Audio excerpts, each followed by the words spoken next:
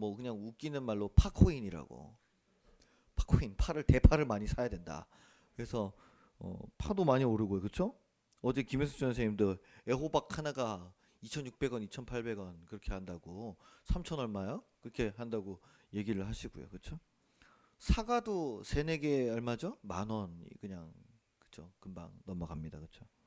뭐 저야 장을 보는 사람이 아니라서 잘 모르지만은 주변 사람들이 다 이렇게 물가가 장난 아니다라는 말을 계속 해서 저도 이제 알았습니다. 그래서 이렇게 뉴스를 좀 검색해 보니까 4월이 돼야 좀 풀린다고 하더라고요. 뭐 이렇게 오래 걸려요, 그쵸? 4월이 돼야 뭐 총선 결과에 따라 뭐가 달라질 건가? 그거랑 채소 총량은 다를 건데, 그쵸? 그래서 마트도 장 보는 손님들이 많이 줄었다고 해요. 이렇게 그래서 손이 좀 덜 나간다고 하더라고요. 집었다가 비싸다 놔두고 또 이거 맛있겠다 비싸네 놔두고 그죠. 그래서 요새 뭐 먹을 게 없다 그런 얘기를 하고 있습니다. 그냥 갈수록 사는 게 더 나아져야 되는데 정말 쉽지 않은 세상에 우리가 살아가기 때문에 늘 고생이 많죠. 지난주에 우리가 말씀을 나누면서 우리가 받은 은혜가 어떻다고 했죠? 어떤 가치를 가진다고 했습니까? 그 은혜가 값이 싼 초특가 세일 이렇게 떨이로 넘겨 버리는 그런 은혜가 아니라 이 은혜는 예수님의 피값으로 산 아주 귀하고 비싼 은혜라고 했습니다. 그렇기 때문에 우리가 이 은혜를 소중하게 잘 간직해야 된다고 했죠. 또한 이를 통해서 우리도 존귀한 주님의 자녀고 또 예수님의 제자가 되어야 함을 나누었습니다. 오늘도 주시는 말씀 가운데 이 값비싼 은혜를 잘 받는 시간 되시기를 주님의 이름으로 부탁을 드립니다. 오늘 우리가 읽은 이 누가복음 6장은요 안식일이라고 이 시간의 배경을 딱 정해주고 있습니다. 당시 이스라엘 또 유대인들은 이 안식일을 굉장히 엄격하게 또 까다롭게 지켰죠. 토요일 아마 오후부터 해서 그 다음 날 오후까지 해서 그 시간에 아무것도 안 했습니다. 그래서 뭐 밥도 미리 다 해놓고 뭐 하여튼 일을 하나도 안 했거든요. 왜 그러냐면 하나님께서 세상을 창조하시고 안식하셨기 때문에 그들도 안식일에는 어떠한 일도 하지도 않았고 해서는 안 되게 아예 법으로 금지해 놨었습니다. 지금은 뭐 그 정도까지는 아니지만 그래도 이 이스라엘 사람들은 유대인들은 안식일을 굉장히 잘 지키고 있으면서 또 우리 전 세계가 일요일 날 지금 쉬는 것도 이 안식일에 어느 정도 영향을 받았다라고 이제 보고 있기 때문에 우리가 이렇게 일주일간 열심히 일하고 주일에 나와서 예배를 드릴 수 있죠. 이 안식일에 예수님이 어디를 가셨습니까? 오늘 보니까 어디를 가셨다고 되어 있죠? 회당, 시나고그, 회당이라는 곳에 방문했습니다. 교회죠, 교회. 그런데 예수님이 어린 시절에 갈릴리 마을에서 자라셨고 가난한 목수의 집안이었기 때문에 요즘처럼 그 사교육을 받지를 못했어요. 아마도 목수 집안 또 어부 집안들은 그런 곳에 보낼 수 있는 형편이 되지 않았습니다. 왜냐하면 그 어린 아이들도 다 가사에 종사했어야 되기 때문에 예수님은 뭐 정식으로 뭐 유대 율법 교육을 받거나 랍비 수업을 받은 사람이 아니죠. 그래서 심지어는 사람들이 예수님이 그 가르침에 놀랐던 이유가 글자를 알지 못하는 문맹 집안에서 어떻게 저렇게 하나님의 말씀을 딱딱 읽고 해석하는 능력이 나왔느냐고 놀라지 않았습니까? 그런데 이 예수님께서 오늘 단순히 그냥 예배 참석하러 회당에 가신 게 아닙니다. 오늘 6장 6절에 보면은 뭐라고 되어 있습니까? 안식일에 예수께서 회당에 들어가서 그 다음에 뭐요? 가르치실세. 가르치시러 가셨다고 되어 있어요. 정식 랍비도 아니고 회당장도 아닌 예수님이 어떻게 또 무엇을 가르칠 수 있었을까? 이미 지금 누가복음 6장쯤 되면은 예수님에 대한 기적이 어느 정도 퍼져 있는 상태입니다. 말씀에 대한 또 권위가 있었기 때문에 이 회당에 예수님이 제자들과 딱 들어왔을 때 사람들이 웅성웅성 거렸을 거야. 예수님이 왔어. 여기 왜 왔지? 저분이 저 유명하고 바쁜 분이 어쩐 일로 왔을까? 그러면서 사람들이 막 이제 궁금했겠죠. 회당장이 있었을 테니까 거기도 랍비가 있고요. 이렇게 보다가 자기가 뭐 말씀을 전하고 있다가 할 수도 있고 아니면은 먼저 가가지고 사람들이 막 웅성거리니까 그러면 한번 그럼 여기 올라오셔서 말씀 좀 전해 주시죠. 이렇게 아마 청했을 겁니다. 물론 진실되게 예수님의 말씀을 듣고자 하는 사람들도 있었겠지만은 그보다는 어디 한번 무슨 말 하나 보자.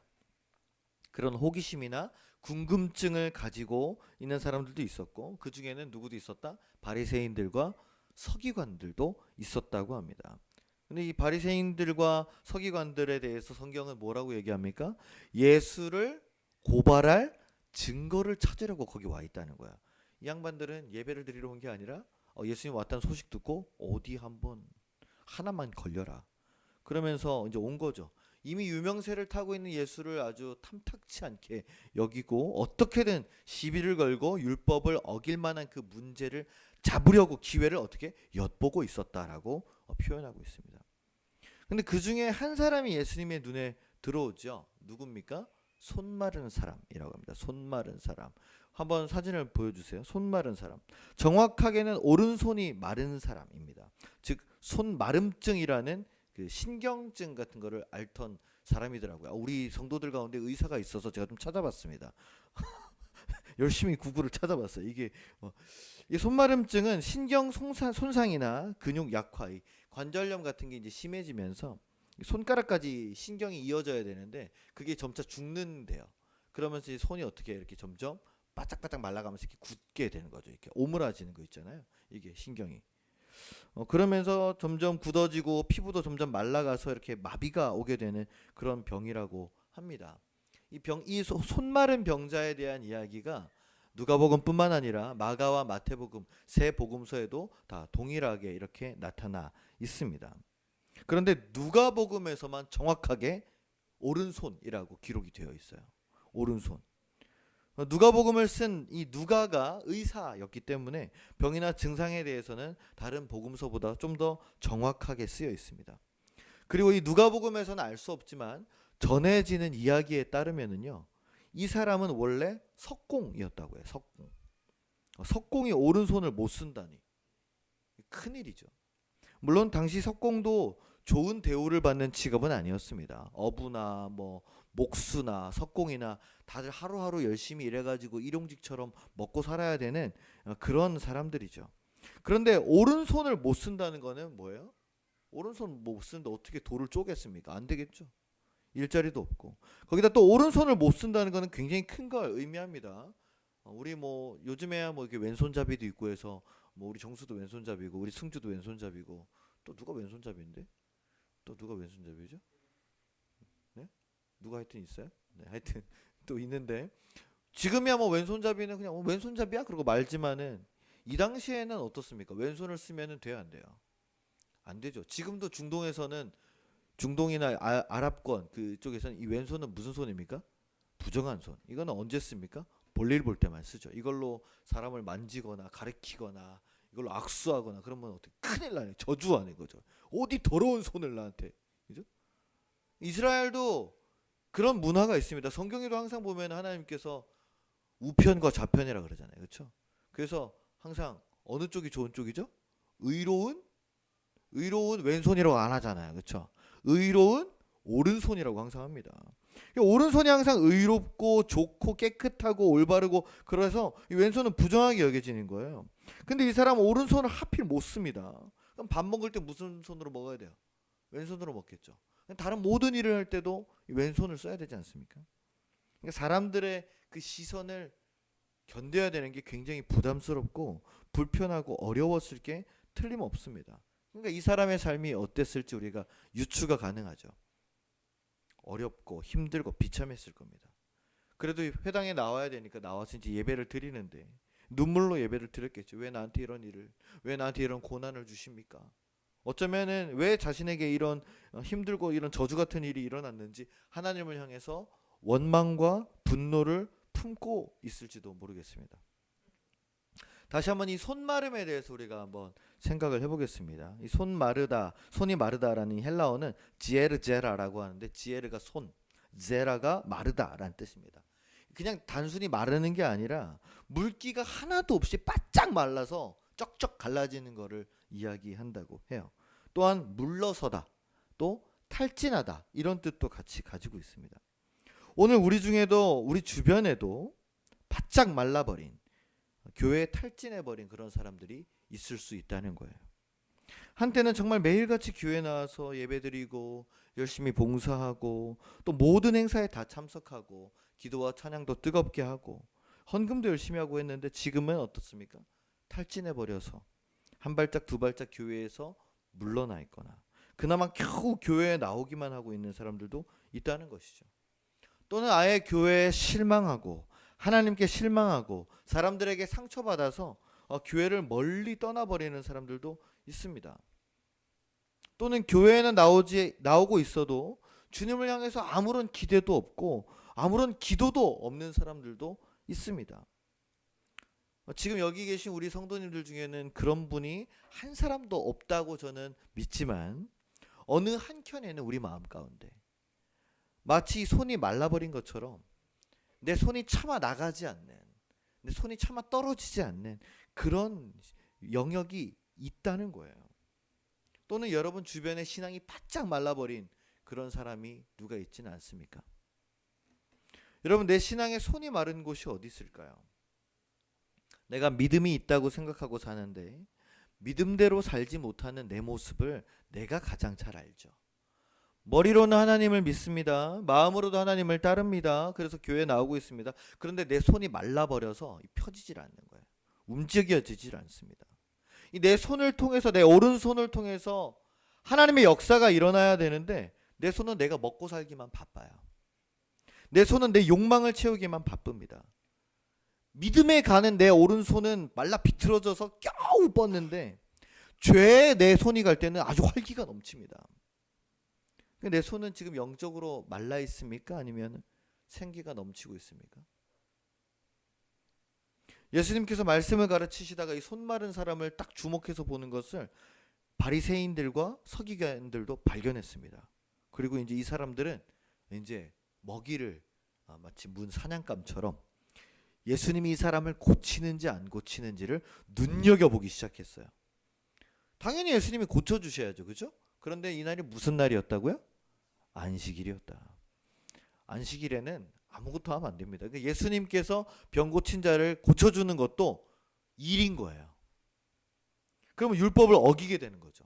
하나님의 아들이 하나님의 율법을 어긴다? 이런 딜레마에 빠지게 되는 겁니다. 그러니까 이 사람은 하나님의 아들일 수가 없다. 하나님의 율법을 어겼으니까 이 사람이 자기 스스로 그리스도가 될 수 없다라는 명제가 성립이 되는 거죠. 그리고 종교재판에 고소할 수 있는 문제가 됩니다. 그러니까 얼마나 이 사람들이 교활하고 간사합니까? 근데 예수님께서 이 상황을 모르는 게 아니셨어요. 그렇죠? 오늘 8절에 보니까 뭐라고 되어 있습니까? 그들의 생각을 아시고 다 아셨다는 거예요. 사실은 뭐 바보가 아닌 이상 안식일에 회당에서 수많은 사람들이 있고 바리새인들과 서기관도 걔네는 딱 옷 입은 거 보면 알거든요. 일반 서민들이 입는 옷이 아니에요. 그 사람들은, 바리새인들은. 그 이스라엘 영화 같은 거, 패션 오브 크라이스트 같은 거 보면은 무슨 화려한 걸 주렁주렁 달고 다니잖아요. 그죠? 그 사람들이 온 거를 모를 수가 없습니다. 예수님이 다 그 함정이 깔려져 있는 거잖아요. 함정이. 그거를 율법을 어길 이유가 없습니다. 근데 이미 예수님은 안식일의 율법을 깨보신 적이 몇 번 있으시죠.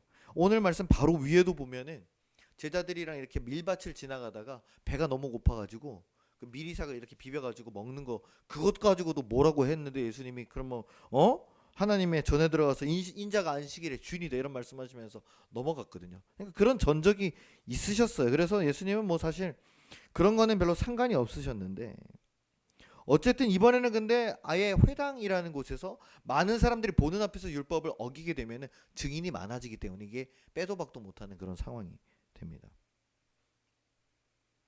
그러니까 이제 이 바리새인과 서기관들이 기회를 노리고 있는 거죠. 근데 예수님께서 이 손 마른 병자를 부르십니다.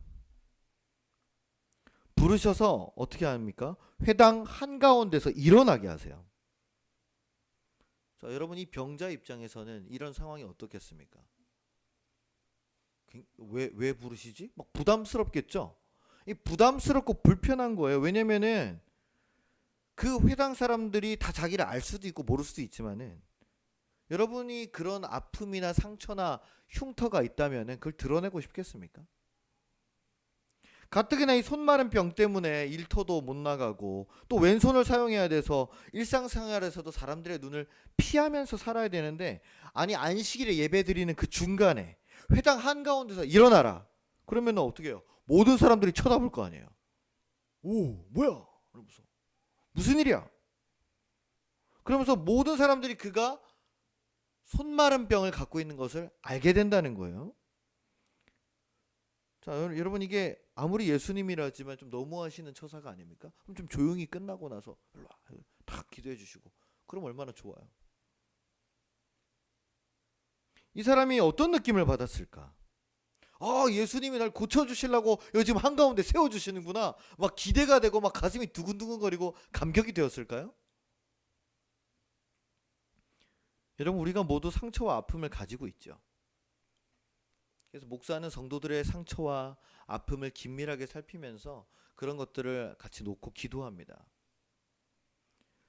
제가 만약 여러분이 가장 숨기고 싶어하는 그런 아파하는 상처를 여러분의 동의 없이 설교 시간에 갑자기 제가 공개해 버린다면은 여러분 어떠시겠어요?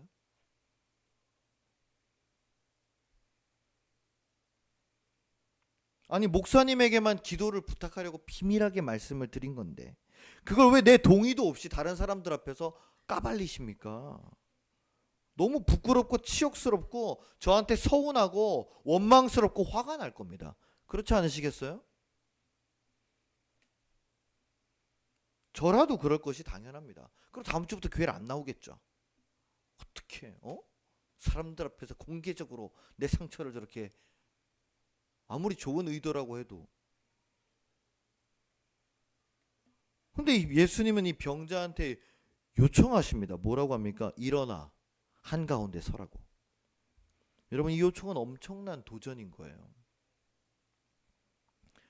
이 이야기를 들었을 때 병자에게는 두 가지 선택지가 있습니다. 하나는 예수님의 명령에 순종해서 내 부끄러운 상처와 아픔을 주님과 사람들 앞에 드러낼 거냐, 아니면 가만히 숨거나 그 자리로 회당을 도망쳐 버릴 거냐. 여러분 이 도전은 우리에게도 동일합니다. 지금 우리가 여기 가만히 앉아 있으면은 여기 있는 누구도 내 문제점을 보지도 못하고 알지도 못할 겁니다. 내 손이 말라 있는 것을 아무도 눈치를 못 채요. 내 상처를 아무도 보지 못합니다. 사람들은 얼마든지 속일 수 있고요. 속여도 됩니다. 그게 나를 지키는 방법이기도 하죠. 그러나 하나님은요, 속일 수가 없습니다. 예수님은요, 속일 수가 없습니다. 성령님은요, 속일 수가 없습니다. 예배에 나온다는 것은 일주일 동안 내가 고스란히 받은 내 영혼의 상처를 가지고 하나님 앞에 선다는 것을 의미하는 거예요. 겉은 얼마든지 내가 포장해서 속일 수 있습니다. 그러나 예배를 드리는 동안 내 마음만큼은, 내 영혼만큼은 일어나 하나님 앞에 서야 될 줄로 믿습니다. 할렐루야. 일주일간 세상과 사람에게 이리 치고 저리 쳐서 내 영양분을, 내 은혜를 쪽쪽 빨려서 바짝 메말라 버린 내 신앙이지만은 일어나 한가운데 서라고 말씀하시는 그 예수님 말씀 앞에 우리가 일어서야 될 줄로 믿습니다. 왜냐하면 이분만이 나를 회복시키시고 일으키실 유일한 분이심을 믿고 우리가 순종으로 서시게 되기를 주님의 이름으로 부탁을 드립니다. 그러자 이 손마른 병자는 어떻게 했습니까? 저 같으면 도망쳤을 것 같아요. 얼굴이 막 화끈거려서. 왜 예배 시간에 늦게 왔어? 왜 빠졌어? 왜 신앙생활 똑바로 안 해? 너 지난주에 뭔 짓 하고 다니는지 내가 다 알아. 이거를 까발리면은 너무 싫을 것 같아요. 너무 기분 나쁘고. 근데 어떻게 하십니까? 순종해서 일어났죠. 그 한가운데 섭니다. 그의 순종과 용기를 예수님께서 보셨어요.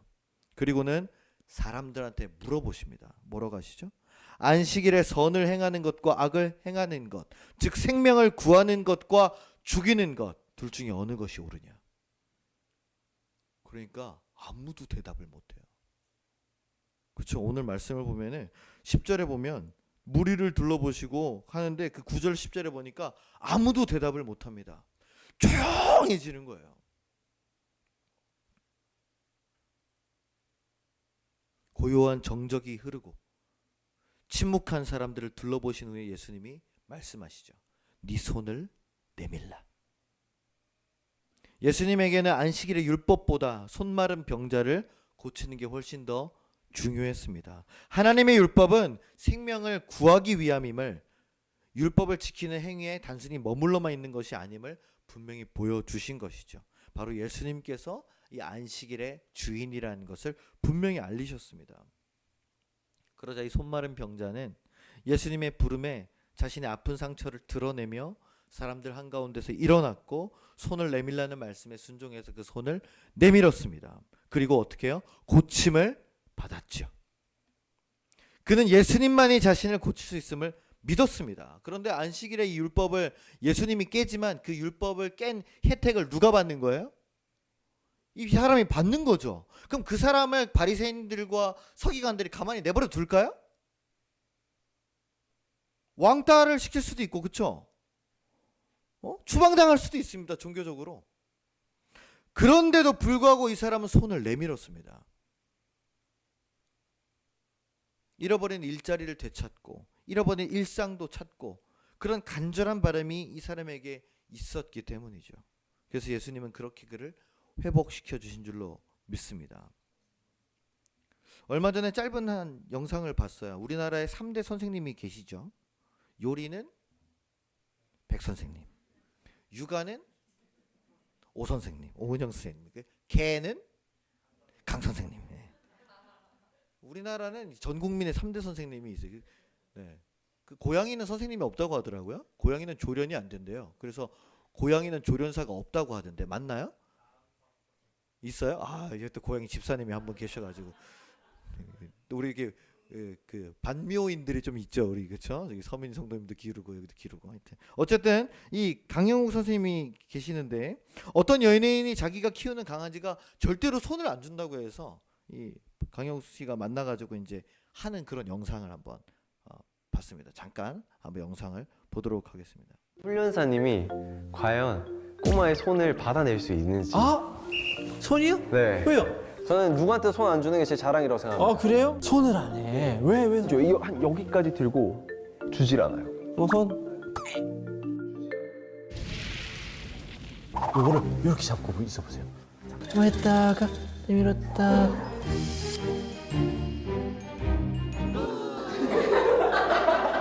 단 거 같은데? 안 닿았어? 이거를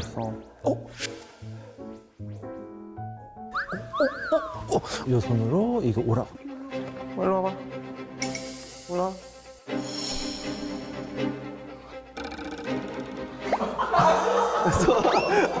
내 손에 싫어하나? 내 손만 피해서 올라가는데. 이건 내가 졌어. 네, 참 신기하죠. 왜 저렇게 손을 안 줄까? 그죠? 손을 줄 듯 말 듯 여기까지 이렇게 왔는데도 손을 안 줍니다. 그렇죠? 오늘 말씀을 준비하는데 저 영상을 그냥 뭐 제가 쇼츠 이렇게 보다가 어쩌다가 알고리즘이 하나 또 걸려 들어가서 또 보는데 알고리즘이라는 게 참 무섭습니다. 그렇죠? 그리고 나면은 계속 그것만 또 추천해 줘요. 그다음부터는 계속 걔만 나오더라고요. 하여튼 이상한 AI야. 그죠? 어쨌든 저 강아지 모습이 마치 저는 저와 여러분 같이 보였어요. 무슨 말이냐면요.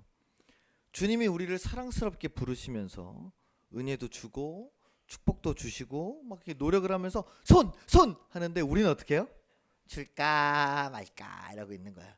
줄까 말까. 그렇죠? 반쯤 접고만 있다는 거죠. 이 손을 내밀면 더 많은 간식, 더 많은 축복, 더 많은 은혜가 우리가 받게 될 텐데 더 많은 사랑을 받고 칭찬도 받고 어우 잘한다, 손도 잘해 이러면서 얼마나 그런 인정을 많이 해주겠어요. 근데 왜 안 내밀고 있을까? 나는 아직 이 정도면 괜찮다는 자존심 때문인가요? 영적인 메마름 때문인가요? 세상적인 근심과 걱정들이 우리를 가로막고 있기 때문입니까? 여러분, 주님께서 일어서라고 하실 때, 손 내밀라고 하실 때 그의 순종한 사람만이 기적을 체험하게 되는 줄로 믿으시길 주님의 이름으로 축원합니다. 회당에는 많은 사람들이 있었어요. 이 손 마른 사람만 아픔이 있었을까요? 아니죠. 모든 사람들이 저마다의 아픔과 괴로움과 상처들이 있습니다. 이 손 마른 사람만 믿음이 좋았을까요? 아니죠. 바리새인과 서기관들 믿음이 아주 좋은 사람들이에요. 신앙적 지식이 아주 뛰어난 사람입니다. 다른 사람들 중에서도 믿음이 좋은 사람이 분명히 있었겠죠. 근데도 이 사람 한 명만 예수님의 치유를 경험했다는 거예요. 왜냐하면 이 사람만 순종했기 때문이고요. 이 사람만 결단했기 때문입니다. 오늘도 우리 모두가 예배를 드렸지만 우리 모두가 예수님의 은혜를 경험하기 위해서는요. 순종하고 결단해야 됩니다. 나의 영적인 메마름을 주님 앞에 보이셔야 돼요.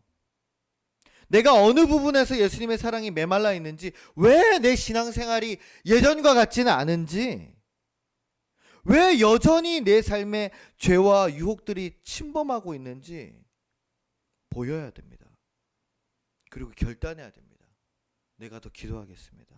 내가 더 전도하겠습니다. 내가 더 죄로부터 멀어지겠습니다. 예수님을 더 사랑하겠습니다. 교회를 더 사랑하겠습니다. 여러분, 말로만 하는 게 아니라 내 시간으로, 노력으로, 내 물질로 결단하겠다고 나오셔야 되는 거예요. 손 내미셔야 됩니다. 그래야 잡아주시고 회복시켜 주신다는 것이죠. 할렐루야. 사랑하는 하나님 성도 여러분, 이 마지막 11절을 봅시다. 이 손 마른 자가 회복이 됐어요. 그러니까 바리새인들과 서기관들이 어떤 반응을 보입니까? 그들은 노기가 가득하여 예수를 어떻게 할까 하고 서로 의논하니라. 영어로 보니까 furious라고 되어 있어요. angry보다 더 빡치는 게 furious죠. 빡침보다 더 빡치는 거를 우리가 개 빡쳤다 이렇게 얘기를 하죠. 죄송합니다. 애들 말로. 네. furious, 정말 화가 났다는 거예요. 어떻게 막 참지 못할 정도로 막 분노해가지고 뭐라고 합니까? 예수를 어떻게 할까? 어떻게 죽일까?